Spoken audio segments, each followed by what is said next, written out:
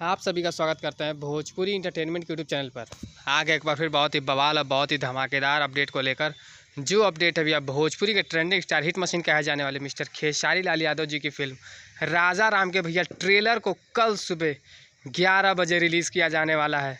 जैसा कि आप सभी लोग स्क्रीन पर देख पा रहे होंगे, उसकी जानकारी खुद सारेगामा हम भोजपुरी के सोशल मीडिया अकाउंट और खेसारी भैया के सोशल मीडिया अकाउंट पर भैया इस पोस्टर को साझा करके दी गई है कि इसके ट्रेलर को कल सुबह 11 बजे सारेगामा हम भोजपुरी के ऑफिशियल चैनल पर रिलीज़ कर दिया जाएगा। तो खेसारी फैंस हो जाइए तैयार बवाल ब्लास्ट मचाने के लिए भैया। और इस फिल्म के भैया डायरेक्शन यानी कि डायरेक्टर हैं भैया पराग पाटिल जी, जो कि अपने अलग और यूनिक सिनेमा बनाने के तरीके से भैया जाने जाते हैं। पराग पाटिल जी के सिनेमा का स्टाइल ही कुछ अलग और बहुत ही बेहतरीन होता है, इनका डायरेक्शन ही कुछ अलग है। तो क्या ये फिल्म भोजपुरी के इतिहास को भैया बदल सकती है, कोई नया इतिहास रच सकती है?